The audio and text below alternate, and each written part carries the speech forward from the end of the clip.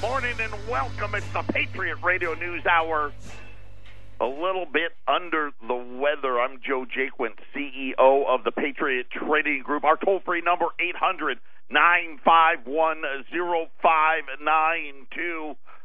There is a big move in the markets yesterday after Janet Yellen unleashed her wisdom on all of us. We're going to talk all about it. And I guess, I'll call it wisdom because I don't want to be mean and rude. But if anyone believes what Janet Yellen was trying to serve up yesterday, I got some really nice oceanfront property right here in Arizona for you to buy. Our toll-free number again, 800-951-0592. We've heated up all the prices. Go online. Go to allamericangold.com. You can shop online. You can get all the news, the articles, the videos. It's like a free report every single day. Matter of fact, today we've got G. Edward Griffin. If you want to check out him, of course, the author from The Creature from Jekyll Island, he was covering all kinds of bases. It's like an hour long, and he goes all the way from the election and Trump and the Bilderberger meetings to the economy. I mean, he covers it all. Make sure you get yourself educated. It's always good to hear from him and so many other great articles and videos and the like. But like I said, go out to the shopping cart. We got prices that are on fire for you this morning as we try to put together what are they thinking. I mean, and I'll say this, and I know it's hard, right, because the Dow actually went up a little bit yesterday. I think it's actually going to go up again today. I don't know. Don't quote me on that. Now that I've said that, I'll probably fall 300 points. But we got the balance sheet reduction, and I'll break that down for you. So I'm going to give you what the dream Federal Reserve scenario is for that. And that's going to start next month, and they are starting at the $10 billion. But I'll give you that whole breakdown. I will give you what the Federal Reserve did as far as their interest rates forecast and some other forecasting stuff. And then we'll talk about why it is not one mention, not a single one, of any of the data points. In other words, remember, for years the Fed kept saying they were data dependent. And now that the data doesn't fit with what they want it to be, they've just stopped talking about it. So we're going to break it all down for you. It's going to be it's going to be great. The show's going to be fantastic. There's going to be all kinds of great information on it. But I will tell you a couple of announcements. There will be no show tomorrow. I'm going to be traveling out of town with my oldest son. He actually missed the first time he's missed school in over 2 years, the last 2 days, and I feel it. If, for whatever reason, there is radio silence all of a sudden and you just hear the sound of someone running out of the studio, that means it's here. Hopefully I'm going to fight this thing off and I'll be able to go. It's a football thing that we have to go to in California. So I won't be able to do the show tomorrow because either I'm sick or I'm not here. So one of those two things. Those of you waiting for Morgan and Peace dollars, remember we ran those about a week and a half ago. They're on their way. They're going to be here either today, tomorrow, worst case Monday, because we don't control. And I know people get frustrated. We don't control UPS and we don't control the post office. But those are en route. And of course, I would say this: worst case scenario, everybody will have their stuff on their way by Tuesday. Best case scenario, it'll be out of here before the weekend. So if you're waiting on Morgan and Peace dollars, they are coming, and they're on their way here, somewhere between here and Texas is the latest that we've got. So be looking for those. What else? I'm trying to go through my checklist. No show tomorrow. Oh, YouTube. Remember, we are now posting our shows to YouTube in addition to what we're doing on Twitter, in addition to what we're doing on Facebook, in addition to what we're doing on the podcast. If you go right now, we're working on getting the link put on. We should have that hopefully on our main page here next week. But you can subscribe. We actually got our first subscriber that isn't related or on my payroll, if you will, yesterday. So if you go to YouTube and you type in on the search bar there, Patriot Radio News Hour, Patriot Radio News Hour, you'll see the post from Johnny Liberty, who has been kind enough over the years to repost all of our shows. But if you scroll down through there, you'll find the one that's got our actual logo on it. You'll see it'll stick out. If you want to subscribe to that, that would be great. Or you can just listen and not subscribe. But either way, we are now, listen, any way we can get it out to you, we're going to try to get it out to you. So look for that. Patriot Trading Group now on its own YouTube channel. And the shout-out, Ramon, by the way, was the one that did that at the request of some farmers. Yeah, you can thank our buddy Carol, good customer, long-time friend of the family. He was ordering from my father-in-law decades ago, and he had called and said, hey, listen, it's just easier for us when we're out there on the combines to pull up YouTube, or when we're done in the field, going and loading it up on the TV. So anyway, Patriot Radio News Hour, it's all about the Fed when we get back. You can see the sea. I got some oceanfront property in Arizona. By now the fighting will be close at hand. 800-951-0592. For those of you that don't have access to the internet right now, got several different items running right now. U.S. $20 Liberties, 1410 or 1310. 1410 is probably where they should be. 1310, which puts them right now. By the way, gold's down just over $19. If you go online, you'll see Kiko. I think Kiko may have it down 6 or 7, but it was down from when it closed yesterday to right now, $1,293. $1,293. So U.S. $20 Liberties at $17 over spot. We also have probably $50 or $65 Liberties. Those are all the way down to $3.50. So you got the 1 ounce size, the $20 gold Liberties, all the way down to the quarter ounce gold Liberties.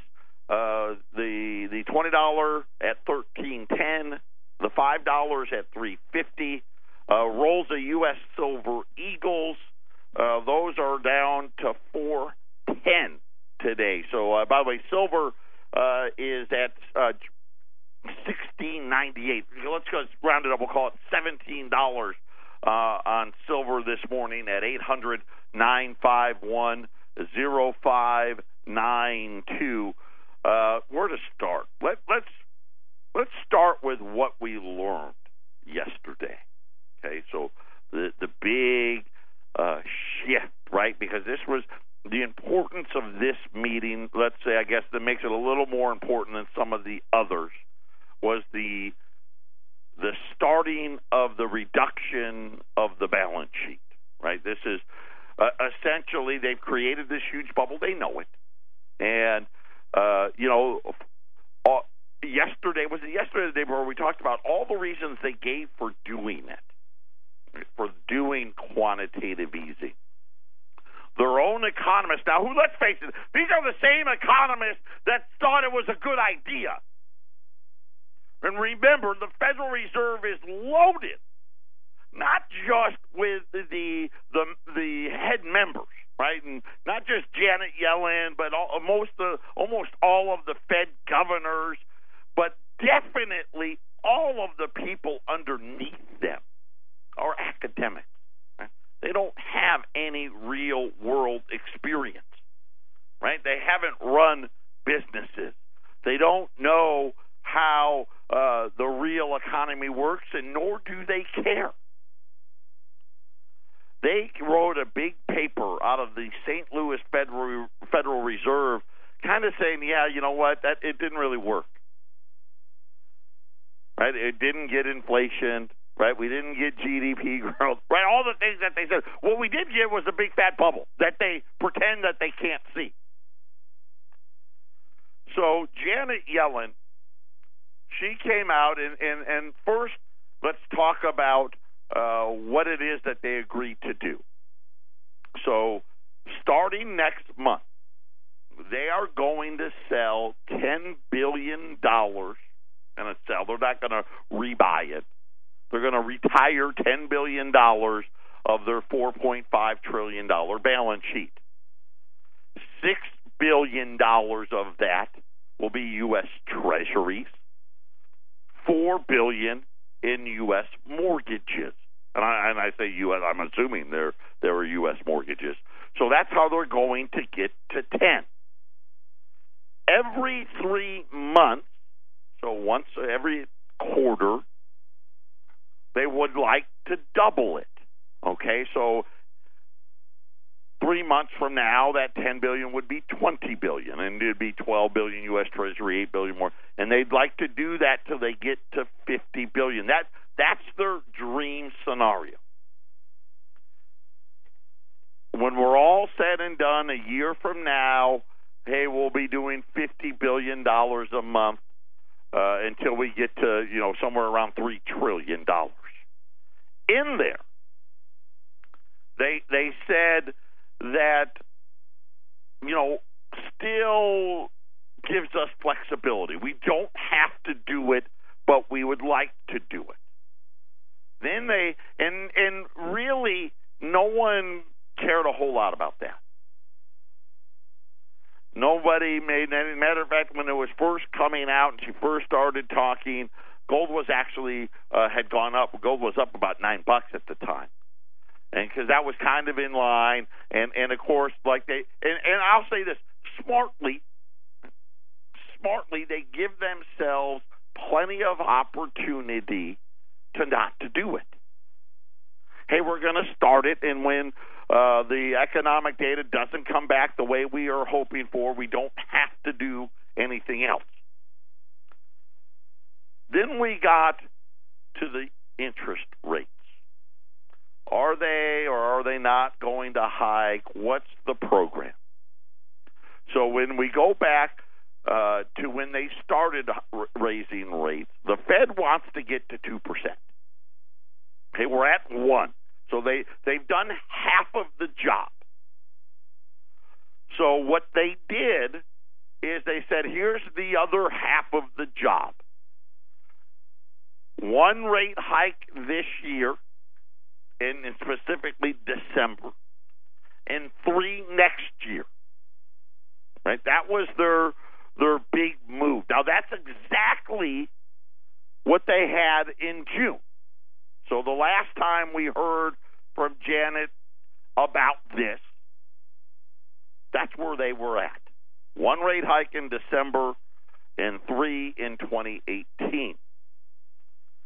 And I'm going to tell you, I don't believe that either. Of course, it was supposed to be 4 rate hikes this year. Then in June they said, okay, well, how about 3? I don't know that December comes off at all, and I don't believe 3 next year. But that they need to have the path to 2%. So this was the path that they gave. So in her statement, she emphasized that barring negative surprises in the months just ahead. Now, again, didn't make any reference to any of the surprises that came this week. Home sales, nothing, right? Auto sales, nothing. right? Retail sales, no comment. So I don't know what the negative surprises need to be. The Fed is on track to raise rates once more this year, 3 times in 2018. She recognizes that inflation has been running low recently. And again, you got to understand what type of inflation she's looking for. Because it really has nothing to do with the inflation you and I see every day. They pretend that it does, but it doesn't. All they care about is wage inflation when it comes to their friends on Wall Street. That's it. In particular, hey, do you guys got to pay more for stuff? And do you got to pay more for the people doing and making the stuff? And as long as the answer is no to that, then there is no inflation. They don't care how much your health care premiums go up. They don't care. They don't care how much rent is. They don't care about your car insurance going up. They don't care. They'll pretend that they do, but they don't. She said that while there's some uncertainty around the performance of inflation, one-off factors that are not expected to persist. So what she meant by that was she doesn't think the spike that we got from the hurricanes is going to persist. That was what she was referencing there. That was her the spike she was talking about. And we have not been associated with the performance of the broader economy, and that has been important, right? So what did she mean by that? And what she's trying to say is, hey, even though we haven't been right, we still think the economy's doing okay. Again, their economic models think the economy's doing okay. At the same time, she noted that monetary policy operates with a lag, right? So see, I know we're not right, but, it's a lag, and eventually we're going to be right eventually, right? We just need more time. Labor market tightness will eventually push up inflation. Right? And again, they still want to pretend that we've got a good job. We don't have a good job market. We don't. 44 million people working a side hustle. Right? That's our new economy. Walmart has so many employees that work so few hours, they don't even need to hire seasonal help for Christmas. By the way, UPS and FedEx gave their seasonal hiring unchanged. So they're not hiring any more people this year than they did last year. That ought to give you kind of a good indication of what's real. When it comes to what's real anymore, I believe more about what UPS and FedEx do than just about anybody else. That wasn't in her, by the way, that wasn't part of her message. The Fed wants to avoid having to tighten policy aggressively to deal with an inflation problem and thereby cause a recession. She doesn't want to cause the recession because of inflation and having to raise rates dramatically. Apparently, she doesn't mind causing a recession trying to reduce the balance sheet. Because the one thing we know is so far no central bank has been able to do what she's trying to do and actually have it work. The current low levels of inflation allows the Fed to move relatively slowly and cautiously. Again, very smart. I'm giving myself an out. So take whatever I said about rate hikes, and I just gave myself the out, which they've been doing the whole time. It's actually funny how the markets reacted. The dollar is at 9. Let me just look here. The dollar, I want to be exact here, 92.19. Right? So, matter of fact, the dollar's down 25 basis points. It's taken back a lot of the gain it got yesterday. So, essentially what I'm telling you is everyone believes this part. Yeah, I know. They sold gold. Whoopee. We know that we're going to do that, and even gold's coming back. But no one actually believes their little rate cycle. Right? You got one guy from Goldman Sachs who's been wrong the whole time, but that's it. At the same time, the labor market, and she was big on this. And by the way, her speech, it was not very good. I was actually surprised, and I probably shouldn't have been. This was just my personal feeling. I got the opinion that there's a lot more divisiveness going on because it was very disjointed.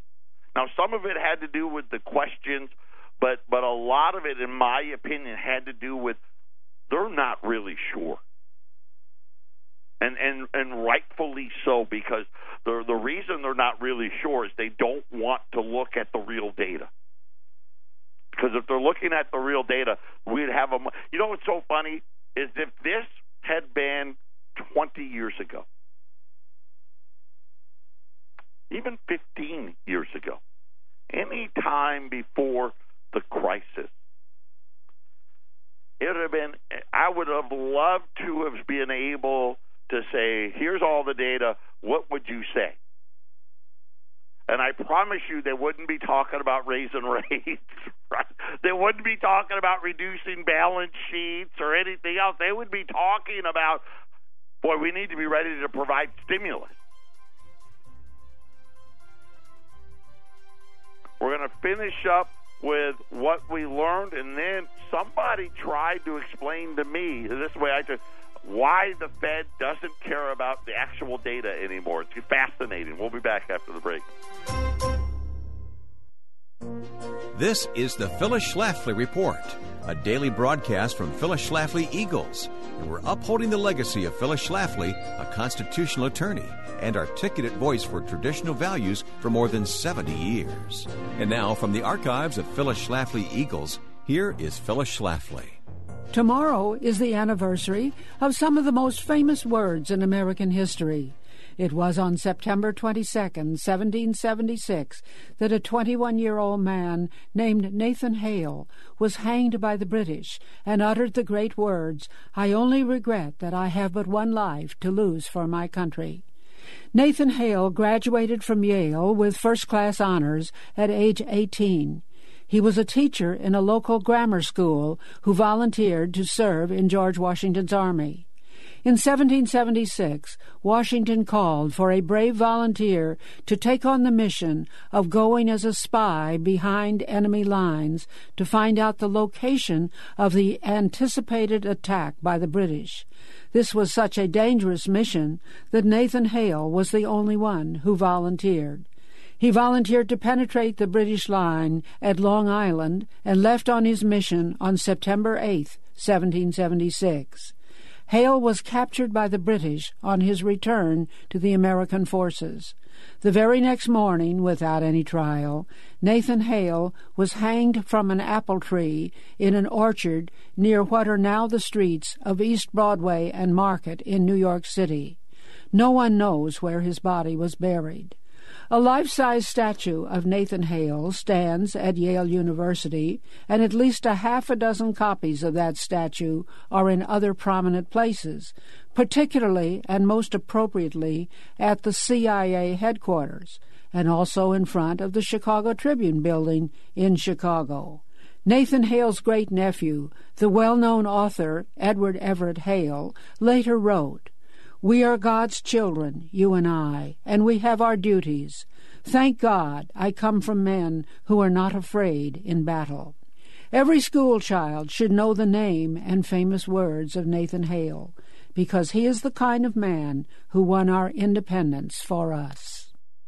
This has been the Phyllis Schlafly Report from Phyllis Schlafly Eagles. In 2016, the conservative movement lost one of our strongest leaders, but Mrs. Schlafly's work and her voice continue through this radio program, our work in Washington, and the influence you have in your own community. Be part of that legacy at phyllisschlafly.com. We encourage you to bookmark phyllisschlafly.com and join us again for the Phyllis Schlafly Report.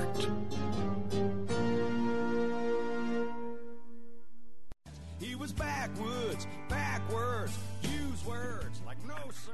Welcome back, 800-951-0592. Trying to break down where the Federal Reserve is with their new policy in the reduction of the balance sheet.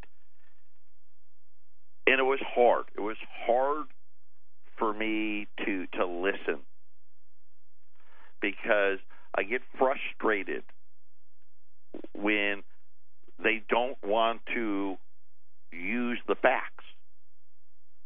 And the reason they don't want to use the facts is it doesn't fit with what it is their economic models say should happen. Multiple times in this meeting, in this press conference, the questions and the answers, Janet Yellen made reference. She used words like impressive and stability in jobs. She called the job creation impressive. Are you kidding me? This is what America now goes for as impressive? Part-time jobs? That's impressive. No wage growth to speak of for 17 years? That's impressive. Right? This goes back to their economic model with the Phillips curve. And some of you may know, and I've talked about this numerous times, a lot of what the Federal Reserve believes has to do with what they learned while they were going to Harvard and Yale and all the studying that they did in college and got their doctorates and their masters and all of these things in economics. None of them actually have applied it to anything in the real world. And almost without exception, and there are a few exceptions, but almost without exception, everybody that comprises this private bank that refuses to be audited to let us know what they're really up to is an academic. They have no real life experience. And for those of us that deal with these academics, right, they're clueless. But the Phillips curve talks about how labor market or job creation leads to wage inflation, right? And wage pressure, right? Hey, that's how you get to make more money. And it worked for decades. And I think this model was created like in the 40s. It may have even been in the 30s, but I think it was the 40s. And they're stumped because they got an unemployment rate that by their own they even made an academic standard for what they considered to be full employment. See, the Federal Reserve knew, hey, unemployment we can never get it to zero. No matter what we do, it can't be zero. So let's explain it academically why it can't be zero and come up with a number that would represent zero. Right? That way we can say, hey, once we get to this number, hey, we've done our job. Because that was one of the mandates that got added to the Federal Reserve, right? It used to be a mandate was a strong dollar. Well, consistent dollar, right? The dollar is nothing strong about it. But full employment was added to their mandate. So as we speak today, we're below the full employment threshold, the 4.3, 4.4. So based on their economic models, the Phillips curve says once we get to this economic full employment model barometer, wages are going to rise, and they should rise significantly. Hasn't happened. But in fairness to the guy that created the model, Phillips, in fairness to him, when he was alive, when people got a job, right, he was almost universally, it was a full-time job. People got, employers, most employers, the big ones anyway, gave you a pension and all this other stuff, right? And I don't know if you ever envisioned a time when Americans would have to work 2, 3, and 4 jobs just to get to 40 hours. And so the model hasn't been working. A bunch of her members have come out and said, hey, it looks like maybe this isn't valid. She stood by it yesterday. And I'll just read you. This was, I want to make sure I give credit here, Deutsche Bank. Okay, so this was from Deutsche Bank. Deutsche Bank and Goldman were the ones that really did most of the write-ups afterwards. And here's what he summarized. The labor market, according to Janet Yellen, has continued to tighten at an impressive pace. Now remember, if you just go back to how they used to calculate employment, and probably in more fairness to Phillips, if you go back to how unemployment was calculated when he wrote these academic formulas in this academic model, the unemployment rate would be about 9%, well short of this full employment thing. And that's in addition to the jobs not being full-time.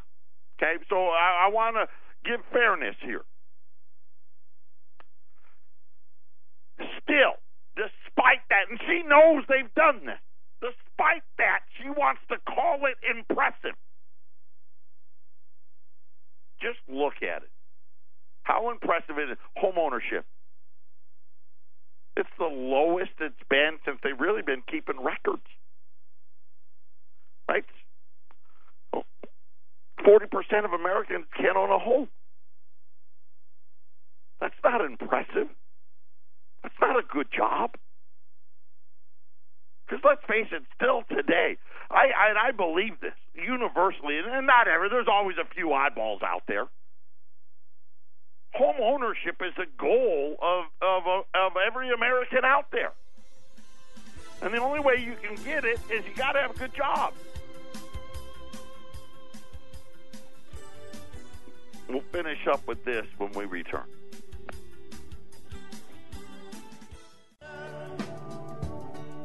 $800-951-0592, $20 Liberties. This is the Series 1866 to 1907. It's funny. Why $20? Because that's what a $20 bill and an ounce of gold, that's what they were worth, $20. And now you think today I've got them at the incredible price, $1,310. Right? Thank you, Federal Reserve, because this is what they've done to the value of the dollar. Right now, gold's now $1,294, so you're looking at about $16. You think gold's going to go up $16? Huh? Between now and then, where do you think it'll be next year after? Where do you think it's going to be 2020? And when the debt's what? I don't even know. I'm afraid to guess. 27, 28 trillion on its way to 40. It's going to be okay, right? Whoever the new Fed governor is, and I'm making the assumption Janet Yellen won't be, because her term's coming up in March. Yeah, you think that that's a great buying opportunity? You bet your life. 800-951-0592. So talking about the Phillips curve, talking about the unemployment rate and what the Fed believes. So the Federal Reserve doesn't believe that the unemployment rate can go below 4 in their economic world, academic world, right? They believe that, hey, 3% are people like they're in between jobs. Hey, I quit this job to find another job, or hey, the hurricane came, or an earthquake, a natural, something like that. The power's out, so they built in all of these factors like a good academic would. And then they say, 1% of the people that, they're collecting the unemployment, they lost their job, they're actually not, they're running out the string, right? They're just going to collect unemployment, and then once their unemployment's over, they're just going to, collect Social Security or live off the government, whatever. They're not trying to work. And that 4% is about the threshold, right? 5%, anything below 5%, the Phillips model is supposed to kick in, and wage pressures and all that stuff, and it really can't go much, below 4 really in the academic world. So she said about this impressive pace, right? It's so impressive. Well above the pace needed to stabilize unemployment. And remember, unemployment, has been, depending on the month, 4.443, 4.443. And with unemployment already well below and expected to fall further, okay, so now she's saying, hey, we're already in the well below where the great times are happening. It's going to fall even further. It seems prudent to make further progression and progress in a tightening direction. Again, no mention of the real economic realities of her impressive pace. No mention of the side hustle jobs. No mention of how big the part-time jobs are, because, they live in fantasy that all the jobs created are full-time, and then 6 months after the fact, they make big adjustments. The last one they did was in June, by the way, kind of ironic when they decided, hey, we're going to go from 4 rate hikes to 3, because they lost, I forget what the number was, 60-some thousand full-time jobs lost, 300-some thousand part-time jobs gained. That's the economy. The balance sheet versus the Fed funds rate, the preferred monetary tool, if needed, is the Fed's funds target, right? Which is, that 2, they want to target it. Right now they're saying 2%, but don't worry, that number can change. She stated several times during the conference, the press conference, that the balance sheet rundown will not be stopped or reversed unless the economy takes enough of a significant hit to cause the FOMC to move. Duh. Hey, listen, we're going to stick to this plan unless something bad happens, and then forget it. And again, nothing really earth-shattering, but they want to stick to the plan, and I don't know if they're not going to use real economic data. I don't know what it'll be.